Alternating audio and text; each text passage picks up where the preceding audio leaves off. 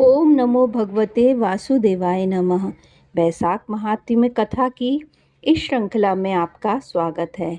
वैशाख महीना भगवान विष्णु को अत्यंत प्रिय है। इस पूरे महीने में किए गए पुण्य कार्यों का फल कई गुना बढ़ जाता है। वैशाख महात्म्य का मुख्य उद्देश्य है मन को शुद्ध करना, कर्मों को सुधारना, मोक्ष की ओर अग्रसर होना। यह केवल धार्मिक अनुष्ठानों तक सीमित नहीं है, बल्कि जीवन को साधना और सेवा की दिशा में ले जाने का मार्ग दिखाता है। आज हम अध्याय 21 का श्रवण करेंगे। श्री गणेशाय नमः। गुरुवर जी को प्रणाम। भगवान विष्णु को कोटि कोटि प्रणाम। 21वां अध्याय। श्रुतिदेव बोले, उसे देखकर शंख मुनि और व्याध दोनों ही बड़े विस्मित हुए। तब शंख मुनि ने उससे पूछा, तुम कौन हो और तुम्हारी ऐसी दशा कैसे हो गई है? हे सौम्य, किस कर्म से तुम्हारी ऐसी शुभ बुद्धि हो गई है जो अकस्मात ही तुम्हारी मुक्ति भी हो गई? यह सब हमें बताओ। शंख मुनि के द्वारा इस प्रकार पूछने पर दंडवत होकर पृथ्वी पर सिर रख हाथ जोड़कर कहने लगा, मैं प्रयागराज का निवासी कुसीद मुनि का पुत्र हूँ। मैं रूप, यौवन, विद्या संपन्न, बहुत बोलने वाला, धनवान तथा सदा मद में गर्वित रहने वाला था। मेरा नाम रोचन था। आसन, शयन, निद्रा, लोकाचार और ब्याज लेना यही मेरा व्यापार था। मेरी किसी पर श्रद्धा नहीं थी।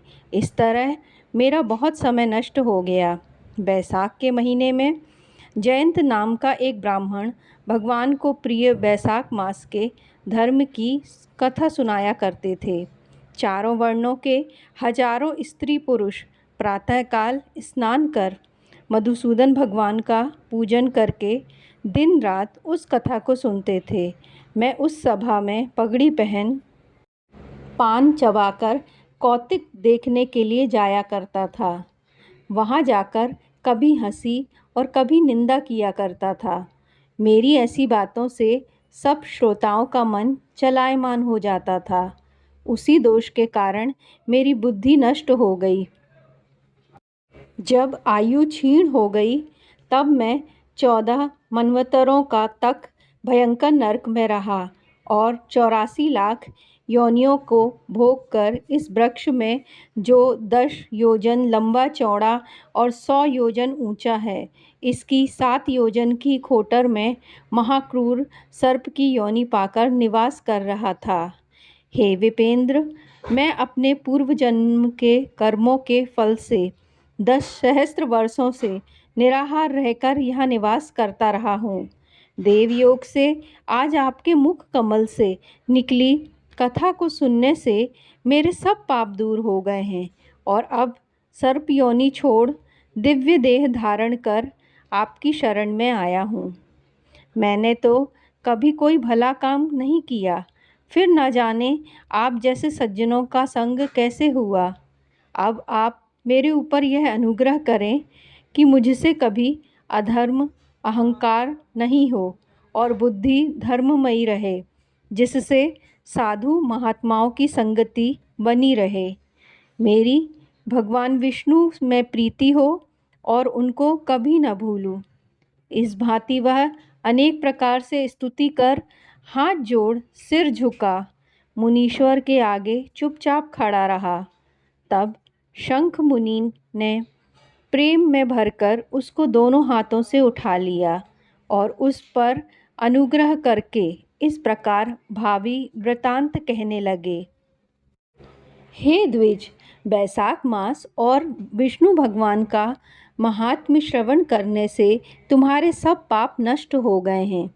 तुम क्रम से अतिवाहक लोकों को जाकर फिर दर्शान देश में ब्राह्मण के घर में जन्म लोगे और वेद शर्मा नाम से प्रसिद्ध होकर सब विद्याओं में विशारद बनोगे।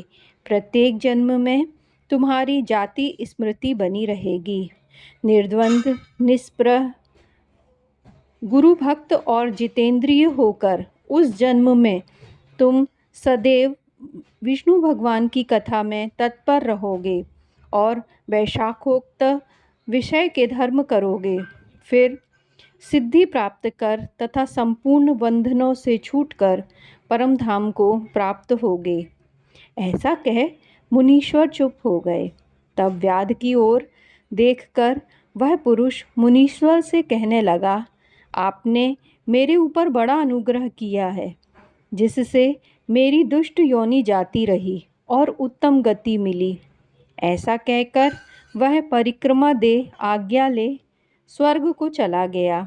हे राजन, तब संध्या हो जाने पर शंख मुनि ने व्याध सहित संतुष्ट हो सायंकाल की संध्या कर विष्णु भगवान के अनेक अवतारों की कथा सुनाई तथा रात्रि के शेष भाग को व्यतीत कर ब्रह्म मुहूर्त में नित्य कर्मों से निश्चिंत होकर प्रसन्न मन से व्याध को बुलाया। उसके सिर पर जल प्रोक्षण कर राम नाम वाला 2 अक्षर का मंत्र जपने का, मृत्यु पर्यंत इन्हीं धर्मों को पालन करने का उपदेश दिया और कहा, तेरा अगला जन्म वाल्मीकि ऋषि के कुल में होगा। व्याध को इस प्रकार समझा बुझाकर वे दक्षिण दिशा को चले गए। व्याध थोड़ी दूर तक उनके पीछे गया, जब तक वे नेत्रों से ओझल न हुए। शंख मुनि की ओर देखता ही रहा। फिर हृदय में उन्हीं का ध्यान धरकर वैशाख में जो धर्मों का पालन करना है उनको करता हुआ व्याध का जन्म पूरा किया। उसने वाल्मीकि ऋषि के घर में अगला जन्म लिया। उसी वन में क्रणु नाम के कोई मुनि दुस्तर तप करते थे, जिनके शरीर पर बहुत काल में सर्प की बांबी जम गई थी। इसी हेतु लोग उन्हें वाल्मीकि ऋषि कहने लगे थे। तप के अंत में जब क्रणु ऋषि के कानों में स्त्रियों के प्रिय शब्द सुनाई देने लगे तो उनका चित्त चलायमान हो गया। तब उन्होंने एक भील जाति की स्त्री से वाल्मीकि नामक एक पुत्र उत्पन्न किया। हे राजन, वे वाल्मीकि संसार में बड़े यशस्वी और विख्यात हुए। उन्होंने सर्व कर्म बंधनों को काटने वाली मनोहर छंद युक्त राम कथा रचकर संसार में प्रसिद्धि पाई।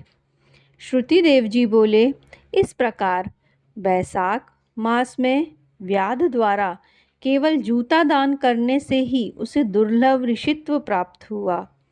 जो कोई इस रोमांचक कथा को तथा पापनाशक आख्यान को सुनेगा और औरों को सुनाएगा, उसका संसार में दोबारा जन्म नहीं होगा, वह मुक्त हो जाएगा।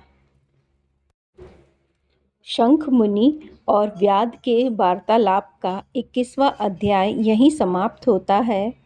कल हम वैशाख मास कथा के अध्याय 22 का श्रवण करेंगे। इस पावन कथा के श्रवण से मनुष्यों के सब पाप नष्ट हो जाते हैं। अब मैं ये वीडियो यहीं पर समाप्त करती हूँ। वैशाख मास कथा की ये श्रृंखला जारी रहेगी। आप सभी कथा सुनने वालों को मेरा प्रणाम। राधे राधे।